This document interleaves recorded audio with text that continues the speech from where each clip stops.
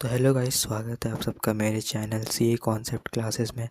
तो आज हम अकाउंटिंग का चैप्टर नंबर 1 थ्योरेटिकल फ्रेमवर्क का unit 2 accounting concepts principles and conventions को कवर करने जा रहे हैं। मैंने यूनिट 1 ऑलरेडी कवर कर दिया। अगर आपने वो नहीं देखा है तो मैं डिस्क्रिप्शन में उसका लिंक डाल दूँगा, आप वहाँ से जाके देख लीजिएगा। तो चलिए इसे स्टार्ट करते हैं। तो इस यूनिट में जो बात किया गया वो कॉन्सेप्ट्स, प्रिंसिपल्स और कन्वेंशंस के बारे में किया गया। तो ये क्या होता है, ये कुछ रूल्स और रेगुलेशंस होते हैं जो अकाउंटिंग करते समय ध्यान रखना चाहिए। तो ये क्या ज़रूरत पड़ा है इन्हें बनाने का, तो यहाँ लिखा हुआ कि क्या रिक्वायरमेंट था इन्हें बनाने का। This generally accepted sets of rules provides unity of understanding and unity of approach in the practice of accounting and also in preparation and presentation of financial statements. इसका मतलब ये है कि जब हम अकाउंटिंग करते हैं तो रूल्स और रेगुलेशन ज़रूर होना चाहिए। बिना रूल्स और रेगुलेशन, अगर मान लीजिए रूल्स और रेगुलेशंस नहीं होते तो कोई भी फर्म कुछ भी अकाउंटिंग करता, एसेट्स को क्रेडिट साइड डिनोट करता या लाइबिलिटी को एसेट साइड, लाइबिलिटी को डेबिट साइड, बैलेंस शीट किसी भी तरीके से बनाता, एसेट को यहाँ दिखाता, लाइबिलिटी को यहाँ दिखाता। इसीलिए अकाउंटिंग प्रिंसिपल्स बहुत ज़रूरी होते हैं होना। इसका accounting is a language of business. Accounting जो है बिजनेस का लैंग्वेज है। Financial statement prepared by the accountant communicate financial information to various stake holder for decision making purpose. Financial statements जो है वो अकाउंटेंट क्यों बनाता है, ताकि वो कम्युनिकेट कर सके स्टेक होल्डर्स को, मतलब बता सके स्टेक होल्डर्स को कि उनका कंपनी का फाइनेंशियल पोजीशन कैसा है, ताकि स्टेक होल्डर्स डिसीजन ले सके मतलब बिजनेस के लिए। तो इसीलिए ये इम्पॉर्टेंट है कि फाइनेंशियल स्टेटमेंट सही तरीके से बनने चाहिए। ये नहीं कि कुछ भी कर रहे हैं बिना रूल्स फॉलो किए, बिना गाइडलाइंस फॉलो किए। और भाई अगर रूल्स और रेगुलेशंस अगर नहीं होता तो हम कंपेयर भी नहीं कर सकते एक फर्म को दूसरे फर्म से, क्योंकि कोई कुछ अकाउंटिंग कर रहा है, कोई कुछ अकाउंटिंग कर रहा है। तो इसीलिए यूनिफॉर्मिटी के लिए हम लोग इसे बनाए हैं। अब यहाँ पे ये भी लिखा है टू अवॉइड कन्फ्यूजन को भी अवॉइड करने के लिए, एंड टू अचीव यूनिफॉर्मिटी को अचीव करने के लिए accounting process is applied with in the conceptual framework of generally accepted accounting principles gaps. इसका मतलब ये है कि जनरली एक्सेप्टेड अकाउंटिंग प्रिंसिपल्स बनाया जाता है जिससे कि यूनिफॉर्मिटी बना रहे। रूल्स और रेगुलेशंस को ही बोला जाता है असल में। तो the term GAAP is use to describe rules बनाने के लिए, डेवलप्ड करने के लिए, for preparation of financial statement and are called concepts, conventions, postulates, principles etc। तो जो गैप्स है वो इसलिए गैप्स जो है वो डेवलप करता है रूल्स, जिससे हम लोग फाइनेंशियल स्टेटमेंट्स बना पाए। क्योंकि अब आता है कि ये अकाउंटिंग कॉन्सेप्ट्स जो हमने पढ़ा, अकाउंटिंग कॉन्सेप्ट, प्रिंसिपल्स और कन्वेंशंस, ये होता क्या है। तो सबसे पहले आता है अकाउंटिंग कॉन्सेप्ट्स की तरफ। अकाउंटिंग कॉन्सेप्ट्स जो है, accounting concepts define the assumption. मतलब अकाउंटिंग कॉन्सेप्ट्स है मतलब एजम्पशंस, मतलब अकाउंटिंग करते समय हमें कुछ एजम्पशंस लेना पड़ता है, उसे हम अकाउंटिंग कॉन्सेप्ट्स कहते हैं। अकाउंटिंग प्रिंसिपल्स मतलब कि कुछ रूल्स या गाइडलाइंस होता है। मतलब कि अकाउंटिंग करते समय हमें कुछ रूल्स का, कुछ गाइडलाइंस का पालन करना पड़ता है, तभी अकाउंटिंग किया जाता है। और फिर अकाउंटिंग कन्वेंशंस, इसका मतलब कि कुछ चलते हुए आ रहा है, मतलब सदियों से चलते हुए आ रहा है। मतलब accounting conventions emerge out of accounting practices. जैसे कि एग्जांपल, ये कहीं लिखा तो नहीं है कि हमें सुबह को जगना है और रात को सोना है। हम तो रात को भी जग सकते थे, सुबह को भी सो सकते थे, लेकिन ये सदियों से चलता हुआ आ रहा है, इसीलिए हमें इसे अप्लाई करते हैं। तो इसीलिए ये भी अकाउंटिंग करते समय हमें कुछ कन्वेंशंस को अप्लाई करना पड़ता है जो चलते हुए आ रहा है। अब आते हैं कि कॉन्सेप्ट, प्रिंसिपल्स और कन्वेंशंस बहुत सारे तरीके के होते हैं, वो क्या क्या है। सबसे पहले आता है एंटिटी कॉन्सेप्ट। एंटिटी कॉन्सेप्ट क्या होता है? Entity concept states that business enterprise is a separate identity apart from its owner. मतलब बिजनेस जो है ओनर से अलग है। मतलब ओनर अलग आदमी है, ओनर जो है वो अलग है, और बिजनेस जो है बिजनेस अलग है, ठीक है। फिर accountants should treat a business as distinct from its owner. Accountant को ट्रीट करना चाहिए कि बिजनेस अलग है ओनर से। Business transactions are recorded in the business books of accounts, ठीक है। एंड ओनर्स ट्रांजेक्शन्स, जो ओनर का जो पर्सनल ट्रांजेक्शन है उसको पर्सनल बुक में वो अपना रिकॉर्ड करेगा, ठीक है। इसके बाद the entity concept helps to ascertain how much amount of money is due to the owner in the form of his capital and share of profit earned. इसका मतलब एंटिटी कॉन्सेप्ट से ही हमें पता चलता है कि ओनर जो है, मतलब फर्म का कितना लाइबिलिटी है ओनर के ऊपर। फर्म का जो है लाइबिलिटी है, इसे इंटरनल लाइबिलिटी कहते हैं फर्म के ओनर के ऊपर, तो कितना है वो पता चलता है इससे। यहाँ पे कुछ एग्जांपल्स है, ये नहीं भी करेंगे तो हो जाएगा। फिर ये आता है मनी मेजरमेंट एज कॉन्सेप्ट। इसका मतलब ये कि as per this concept only those transactions which can be measured in terms of money are recorded. मतलब सिर्फ वही ट्रांजेक्शन्स जो हम रिकॉर्ड करते हैं जो हम मनी में मेजर कर सके। सिर्फ जो मनी में मेजर कर सकते हैं उसी को हम रिकॉर्ड करते हैं, जो मनी में मेजर नहीं कर सकते उसको हम रिकॉर्ड नहीं करते इसमें। अब आते हैं पीरियोडिसिटी कॉन्सेप्ट। ये क्या होता है? This is also called the concept of definite accounting period. मतलब जो अकाउंटिंग होता है वो एक फिक्स्ड पीरियड से स्टार्ट होकर फिक्स पीरियड पे एंड होता है। ये नहीं कि हम इस साल 31 मार्च को अपना अकाउंटिंग ईयर क्लोज़ कर दिए, फिर नेक्स्ट मंथ हम 31 दिसंबर को क्लोज़ कर दिए, फिर उसके नेक्स्ट मंथ हम 31 जनवरी को क्लोज़ कर दिया। ऐसा नहीं, कुछ फिक्स पीरियड से फिक्स पीरियड तक ही चलेगा। तो we generally follows from 1 April of year to 31 March. मतलब जनरली जो फॉलो किया जाता है वो 1 अप्रैल से लेकर 31 मार्च फॉलो किया जाता है। आता है एक्रूवल कॉन्सेप्ट की तरफ। Under accrual concept the effects of transaction and other events are recognised on mercantile basis. मतलब इसमें हम लोग ट्रांजेक्शन्स और इवेंट्स को रिकॉर्ड कर लेते हैं जब वो हो जाता है। ये नहीं कि अभी कैश नहीं मिला तो रिकॉर्ड नहीं करेंगे, ये नहीं है। अगर कैश नहीं भी मिला है तब भी उसको हम लोग रिकॉर्ड करते हैं। They are recorded in accounting record and reported in the financial statement of the period to which they relate. जैसे एग्जाम्पल से समझिए।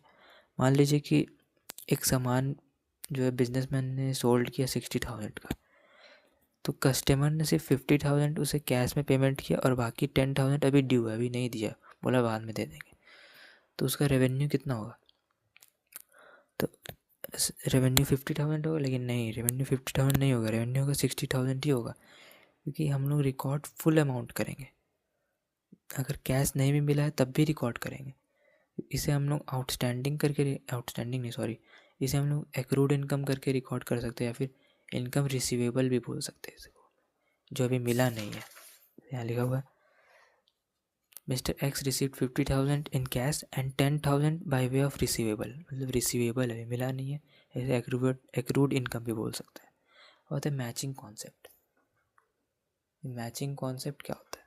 Matching concept, in this concept all expense matched with the revenue of that period should only be taken into consideration. मतलब matching concept मतलब कि expenses को हम लोग revenue के साथ मैच करते हैं। एक्सपेंस जैसे परचेस करेंगे कोई सामान तो ये एक्सपेंस हो गया, लेकिन जब उसको सेल करेंगे तो ये रेवेन्यू हो गया। तो हर ट्रांजेक्शन्स को हम लोग मैच करेंगे एक्सपेंस और रेवेन्यू के साथ। तो यही होता है ये। If any revenue is recognised then expense related to earn that revenue also be recognised. अगर कोई रेवेन्यू मिल रहा है तो उसके बियॉन्ड में एक्सपेंस भी हुआ होगा। तो ये कॉन्सेप्ट कहता है मैचिंग कॉन्सेप्ट। उसके आगे बढ़ते हैं फिर गोइंग कंसर्न कॉन्सेप्ट। ये मतलब कि हम लोग an enterprise is a going concern and will continue in operation. मतलब बिजनेस जो है वो चलता जाएगा, कभी एंड नहीं होगा, ऐसा हम लोग मान करके अकाउंटिंग करते हैं। अगर जब हम लोग अकाउंटिंग बनाते हैं तो ये नहीं सोच के बनाते हैं कि कल बंद हो जाएगा या परसों बंद हो जाएगा। ये हम लोग सोच के बनाते हैं कि बिजनेस जो चलता जाएगा, कभी रुकेगा नहीं। फिर cost concept. By this concept the value of an asset is to be determined on the basis of historical cost. In other words acquisition cost. मतलब जिस प्राइस पे हम लोग एक्वाइजेशन कॉस्ट मतलब जब जब हम लोग खरीदे थे वो वाला कॉस्ट, जो प्राइस हम लोग दिए थे खरीदते समय। तो हम लोग जब एसेट को जब रिकॉर्ड करते हैं तो हम लोग ओरिजिनल कॉस्ट पे रिकॉर्ड करते हैं, हिस्टोरिक कॉस्ट पे, जिस प्राइस पे हम लोग उसको खरीदे थे, ना कि हम लोग रिवैल्यूएशन कॉस्ट पे। मान लीजिए कि मैंने एक लैंड परचेस किया, उसका कॉस्ट था 1 लाख, तो मैंने इस साल का बैलेंस शीट में 1 लाख डिनोट कर दिया, लेकिन नेक्स्ट ईयर उसका कॉस्ट हो गया 1,20,000, तो मैं उसे 1,20,000 डिनोट नहीं करूँगा, 1 लाख ही डिनोट करूँगा, क्योंकि हम लोग कॉस्ट कॉन्सेप्ट फॉलो करते हैं जिसमें हम लोग हिस्टोरिकल कॉस्ट ही रिकॉर्ड करते हैं। ये कहते हैं realisation cost concept. Realisation concept में क्या होता है, it closely follow the cost concept, any change in value of an asset is to be recorded only when the business realise it. मतलब हम लोग तभी उसका रियलाइजेबल वैल्यू को डिनोट करेंगे जब वो एसेट हम लोग बेच रहे हैं। जैसे कि वही एग्जांपल को कंटिन्यू करते हैं कि मैंने एक लैंड खरीदा 1 लाख का, तो नेक्स्ट ईयर उसका दाम हो गया 1,20,000, तब भी मैं 1 लाख ही डिनोट करूँगा। फिर नेक्स्ट ईयर मतलब आफ्टर एंडिंग ऑफ 2 ईयर्स मान लीजिए उसका प्राइस कॉस्ट हो गया 1,50,000, तो हम लोग जब और उस समय हम उसको बेच रहे हैं तब हम लोग उसको डिनोट कर सकते हैं 1,50,000 पे, तभी डिनोट करेंगे। जब बेचेंगे तभी रियलाइजेबल वैल्यू पे उसको डिनोट करेंगे, ठीक है। उसका ड्यूअल एक्सपेक्ट कॉन्सेप्ट, ये बहुत इंपॉर्टेंट कॉन्सेप्ट है। This concept is the core of double entry book keeping. Every transaction और इवेंट हैज़ 2 एस्पेक्ट्स। सारा जो ट्रांजेक्शन्स और इवेंट है उसका 2 एस्पेक्ट होता है। पहला ये increase in asset and decrease in asset, मतलब एसेट बढ़ेगा तो दूसरा एसेट डिक्रीज होगा। मान लीजिए मैंने एक लैंड खरीदा, तो लैंड तो एसेट है, एसेट बढ़ गया, लेकिन कैश से पेमेंट किया मैंने तो कैश घट गया। वही increase an asset and increase liability. जैसे कि मान लीजिए लैंड खरीदा तो एसेट बढ़ा, लेकिन उधार पे मैंने खरीदा तो क्रेडिटर भी अपना बढ़ गया, लाइबिलिटी भी बढ़ गया, ठीक है। Decrease one asset increase another asset. मान लीजिए एसेट मैंने बेच दिया, ठीक है, मैंने एसेट को बेच दिया तो क्या होगा, कैश क्या होगा, कैश बढ़ जाएगा, कैश आ जाएगा हमारे पास। फिर डिक्रीज ऑफ वन एसेट, फिर डिक्रीज ऑफ लाइबिलिटी। मान लीजिए एसेट गिरेगा तो लाइबिलिटी भी गिरेगा। मतलब कि मान लीजिए कि मैंने एक बैंक लोन लिया था 1 लाख रुपीज़ का और मैंने उसे रीपे कर दिया, तो जब मैं बैंक लोन रीपे करूँगा तो कैश से रीपे करूँगा, तो कैश में मेरा गिर जाएगा क्योंकि कैश मैं दे दूँगा, और उसके बदले में जो क्रेडिटर था फिर लोन था, लोन लाइबिलिटी होता है, लोन था वो भी ख़त्म हो जाएगा, तो लाइबिलिटी भी ख़त्म हो जाएगा। फिर इसका अल्टरनेटिवली भी है, उसका अल्टरनेटिवली मतलब इसका उल्टा, ठीक है। इन लाइबिलिटी जब बढ़ेगा तो दूसरा लाइबिलिटी गिर जाएगा, लाइबिलिटी बढ़ेगा तो एसेट बढ़ेगा, लाइबिलिटी गिरेगा तो लाइबिलिटी बढ़ेगा, वही एसेट गिरेगा तो एसेट भी, लाइबिलिटी गिरेगा तो एसेट भी गिरेगा। तो वही है, ड्यूअल कॉन्सेप्ट है। एक एसेट बढ़ता है तो दूसरा एसेट गिरता है, एक एसेट बढ़ता है तो दूसरा लाइबिलिटी भी बढ़ता है। उसके बाद आगे बढ़ते हैं, यहाँ पे कुछ एग्जांपल्स दिए इसके ऊपर के बेसिस पे। कंजर्वेटिज्म, ठीक है। अब ये क्या होता है conservatism states that the accountant should not anticipate any future income, however they should provide for all possible losses. मतलब कि अकाउंटेंट को सारे पॉसिबल लॉसेस को रिकॉर्ड करते रहना चाहिए। मतलब कि मान लीजिए कि जब वैल्यूएशन करते समय गुड्स का हमें वही प्राइस लेना चाहिए जो लो है, या तो कॉस्ट या फिर मार्केटेबल प्राइस, जो भी लो है हमें उसी को डिनोट करना चाहिए अकाउंटिंग में। जैसे एग्जांपल कि मान लीजिए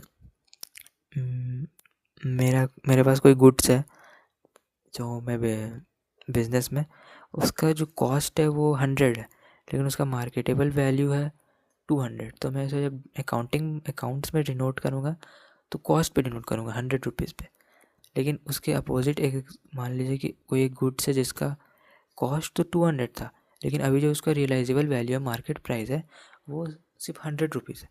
तो हम लोग मार्केट प्राइस पे उसको डिनोट करेंगे क्योंकि वो कम है। तो ये याद रखिए, कॉस्ट और market price which ever is low they will be recorded. ठीक है, उसके बाद आगे आते हैं कंसिस्टेंसी कॉन्सेप्ट, मतलब कि कंसिस्टेंट रहना। कंसिस्टेंट मतलब कि मान लीजिए कि कंपनी अडॉप्ट किया है method of charging depreciation as written down value, मतलब कंपनी रिटर्न डाउन वैल्यू पे डेप्रिसिएशन को चार्ज करेगा, लेकिन नेक्स्ट ईयर ही या फिर बाद में वो स्ट्रेट लाइन अडॉप्ट कर लेता है, फिर उसके बाद तो मतलब फिर उसके बाद फिर वो WDV अडॉप्ट कर लेता है। तो ऐसा नहीं होना चाहिए, कंसिस्टेंट रहना चाहिए। अगर WDV अडॉप्ट किया तो WDV को ही यूज़ करो, ताकि स्ट्रेट लाइन लाओ या दूसरा लाओ। तो वही कंसिस्टेंसी मतलब। फिर आगे आता है मटेरियलिटी। मटेरियलिटी मतलब कि हम लोग को वही सब चीज़ को अकाउंट्स में दिखाना चाहिए। जैसे एग्जांपल से बताता हूँ मैं। मान लीजिए रिलायंस कंपनी है, तो रिलायंस के मान लीजिए चार्टर्ड अकाउंटेंट्स बैलेंस शीट बना रहे हैं, तो वो क्या छोटा मोटा एसेट्स को भी दिखाएंगे। मान लीजिए कैलकुलेटर परचेज़ किया गया है अकाउंटेंट्स को हेल्प करने के लिए, तो क्या उसे भी आप बैलेंस शीट में दिखाएंगे कि कैलकुलेटर खरीदे हम लोग, या फिर और एक मान लीजिए प्रॉफिट एंड लॉस में टी का खर्चा दिखा रहे हैं कि अकाउंटेंट ने टी पिया, तो ये सब खर्चा नहीं दिखाना है। हम लोग को वही सब दिखाना है जो मतलब मटेरियलिटी रहे। मतलब जो यहाँ पे लिखा था, फिर पढ़ लेते हैं। Materiality principle permits other concept to be ignored. Ignore करो वो सब जो जो मटेरियल नहीं है। If the effect is not considered material, मतलब जिसका इफेक्ट मटेरियल नहीं है उसको इग्नोर करो। This principle is an exception to full disclosure principle. Full disclosure principle क्या करता है कि क्या कहता है कि सारा चीज़ हम लोग को डिस्क्लोज करना चाहिए, तो इसका एक एक्सेप्शन है, ये एक्सेप्शन है। Significant economic events on the business of the enterprise should be disclosed in the financial statement, and any insignificant item which will only increase the work of accountant but will not be relevant to the users needs should not be disclosed in the financial statement। मतलब वो सब चीज़ जो accountant का burden को बढ़ाए, work को बढ़ाए, वो सब को डिनोट नहीं करना है। ठीक है, जैसे एग्जांपल बुक्स और कैलकुलेटर, छोटे छोटे चीज़ को हम लोग डिनोट नहीं करना है बैलेंस शीट में। तो रेलिवेंस मतलब कि वही सब चीज़ हम लोग को रिकॉर्ड करना है जो रेलिवेंट हो यूज़र्स के लिए। वो सब चीज़ नहीं, जैसे कि एम्प्लॉयर ने 20 रुपए की चाय पी तो उसको हम लोग प्रॉफिट और लॉस में रिकॉर्ड कर रहे हैं, या फिर कैलकुलेटर परचेज़ किया तो उसको रिकॉर्ड कर रहे हैं हम लोग बैलेंस शीट में। वो सब नहीं, जो रेलिवेंट है, जो जो ज़रूरी है जानना यूज़र्स के लिए, वो सबको ही हम लोग को रिकॉर्ड करना है बैलेंस शीट में या प्रॉफिट एंड लॉस अकाउंटिंग करते समय। To be useful information must be relevant to the decision making needs. मतलब यूज़फुल इंफॉर्मेशन जो है वही रेलिवेंट होता है डिसीजन मेकिंग में। इससे कोई डिसीजन मेकिंग में इम्पैक्ट नहीं पड़ता है कि 10 रुपये की चाय पीने से या फिर कैलकुलेटर परचेस करने से, एसेट दिखाने से कैलकुलेटर बैलेंस शीट में। Information has the quality of relevance which is influence the economic decision of user by helping them evaluate past, present or future events or confirming or correcting their past evaluations। मतलब एक information जो है, information has the quality, information के पास quality होना चाहिए। Information जो भी है वो उसके पास क्वालिटी होना चाहिए जिससे वो इकोनॉमिक डिसीजन में हेल्प कर सके। ठीक है, उसके क्या कहते हैं reliability. To be useful, information must also be reliable. Information has the quality of reliability when it is free from material errors and bias। मतलब कि कोई भी चीज़ जो रिकॉर्ड कर रहे हैं उसका कुछ एविडेंस होना चाहिए, इनवॉइस होना चाहिए, तभी हम लोग इसको रिकॉर्ड करेंगे। ठीक है, ऐसा नहीं कि कुछ भी रिकॉर्ड कर दे रहे हैं जिसका इनवॉइस भी नहीं है उसको भी। सारा चीज़ जो है वो इनवॉइस पे ही रिकॉर्ड होगा। इससे क्या होगा कि कोई भी एरर डिनोट नहीं होगा, बायस नहीं होगा। ठीक है, उसके बाद कंपेरेबिलिटी। कंपेरेबिलिटी मतलब कंपेयर करते हैं हम लोग कंपैरिजन होना चाहिए, बैलेंस शीट पास्ट का भी अवेलेबल होना चाहिए, प्रॉफिट एंड लॉस पास्ट का भी अवेलेबल होना चाहिए, ताकि हम लोग कंपेयर कर सके फाइनेंशियल स्टेटमेंट्स को। तो ये user must be able to compare the financial statement of an enterprise through time in order to identify trends. मतलब यूज़र जो है वो कंपेयर कर सके फाइनेंशियल स्टेटमेंट्स को। कहते हैं ये मेनली चार जो मेजर चार है वो यही है, ये चार है। उसके बाद ये सब इतना इम्पोर्टेंट है नहीं।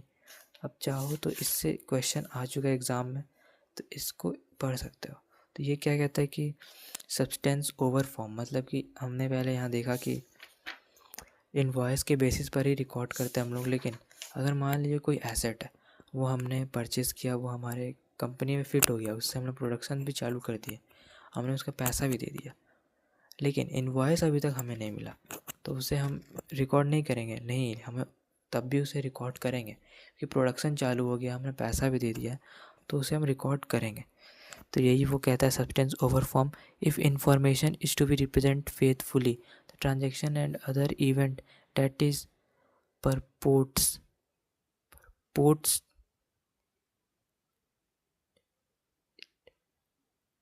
events that it purports to represent, it is necessary that they are accounted for and presented in accordance with the substance and economic reality and not merely their legal form।